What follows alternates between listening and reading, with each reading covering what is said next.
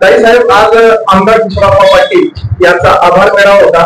त्यामध्ये त्यांनी एक स्टेटमेंट केलेलं आहे की ऐन वेळेला काही बिल सोडलं जातं. आज असं बिल सोडलं गेलं आहे की निर्मल सीटची यंत्रणा ही फार मोठी आहे आणि ती इलेक्शन मध्ये बरेच काही कार्यक्रम झाले, मात्र ती जी डेव्हलप मर्यादा आहे तर ती फक्त कॅबिन पुरताच आहे, असं कुठल्याही बिलवरती त्याला आपलं काय प्रतिक्रिया?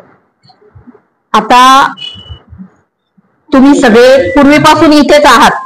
आपण सगळ्यांनी बघितलेलं आहे, 99 पासून असेल, 99ची इलेक्शन असेल, 2004चं असेल, 2009चं असेल, 2014चं असेल आणि 2019चं असेल, या प्रत्येक इलेक्शनला निर्मल सीट्सचा वाटा हा असायचा. कुठली वाटा म्हणजे फार मोठी जबाबदारी निर्मल सीट्स घेत होतं.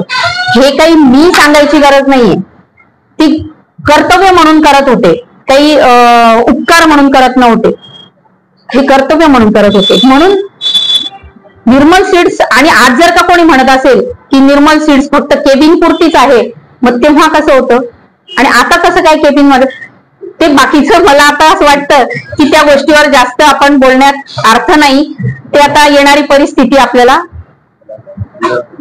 दिसणार आहे विधानसभेला, त्याच्यामुळे आता वार प्रतिवार ह्या गोष्टी चालू असणार आहे.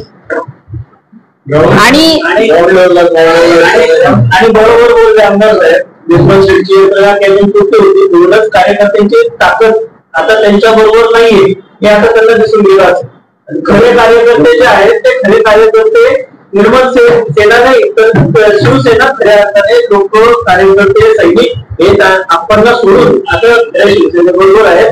येतो आता कदाचित ज्ञान आलं असेल, त्यामुळे त्यांनी जाणून करून दिलेली आहे. ते डायव्हर्ट करायसाठी मग निर्माण कंपनीचं किंवा एक नाव सांगतायत. मुळामध्ये हे त्यांना ज्या वेळेला ते करून दिले त्यावेळेलाच करून चुकलं होतं की लोक आपल्या बरोबर आलेले नाहीयेत. आता जे काही लोक काम करत आहेत शिवसेनेच्या नावाखाली ते सगळे ठेकेदारी सेना आहे किंवा कॉन्ट्रॅक्टर सेना आहे. आता मूळ शिवसैनिक आदेश शिवसेनेच्या यांच्या आदेश मी तर असं म्हणेल आणि आपली जबाबदारीने म्हणेल किंवा या निवडणुकीमध्ये निरावादाचा प्रचार किती केला आमदारांनी आणि किती नाही केला याचा खरा शोध आता जनतेला माहिती आहे की आहे. शेवटच्या 2-3 दिवसामध्ये स्मिता वाघांचा प्रचार करण्यामध्ये आमदार आग्रही होते का शरद पवारांचा प्रचार करण्यामध्ये आग्रही होते, आणि याचं उत्तर खरं तर जनता त्यांना पुढच्या निवडणुकीला दिली. आता आमदारांनी या आभार मेळाव्यामध्ये खरं तर जाहीर करायला पाहिजे होतं किंवा पूर्व भाजपचे तालुकाध्यक्ष अमोल शिंदे यांनी खऱ्या अर्थाने मतदान मिळवून दिलेलं आहे का या शिवसेनेने मिळवून दिलेलं आहे.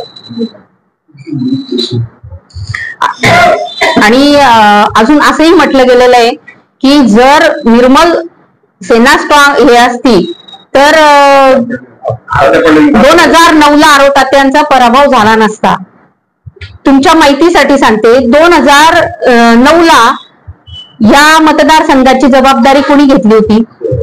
जे बोलले त्यांनीच जबाबदारी घेतलेली होती, आणि तेच असं वक्तव्य जर आज करत असतील तर हे दुतर्फी बोलणं जे आहे ते एकदम चुकीचं आहे. आणि जर त्यातलं अजून तुम्हाला जर का डिटेल विचारायचं असेल तर तुम्ही बातम्याजींना जाऊन विचारा. त्यांनी त्यांच्या भाषणामध्ये एकदा नाही 10 वेळा सांगितलेलं आहे की आरोप तात्यांचा पराभव का झाला म्हणून. निर्मलचा विषय झाला. आज जे चित्र आहे आमदार फक्त निर्मल चाललो, कारण जे मनात घेतले अमोल शिंदे जर त्यांचं घेणं बघितलं, निर्मल जर चटक करायचं असेल तर काय परिस्थिती हे कसं हे जनतेला कळत आहे.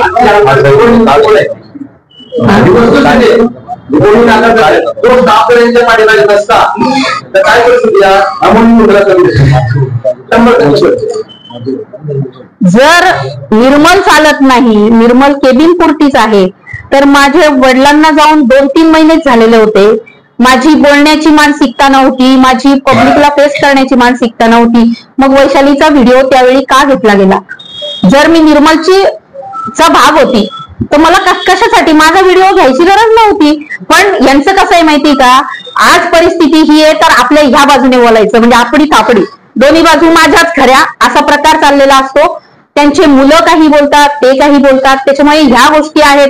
मी डोक्यावर बर्फाची लादी ठेवलेली आहे, मला जास्त बोलायचं नाही कारण मला बोलायची गरज नाही.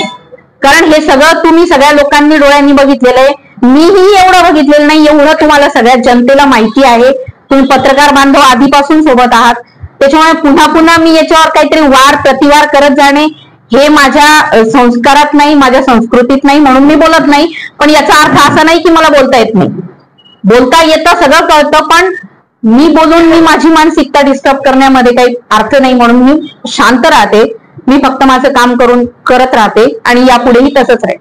पण कोणीही गैरसमज ठेवू नये की ताई मागे हटणारे आणि असं होणारे तसं होणारे, युती होणारे, काय जे होणारे ते मला माहित नाही. पण मी 1001% ऑक्टोबर 2024 विधानसभेची उमेदवार राहणारे एवढं मला चांगलं पक्क माहिती.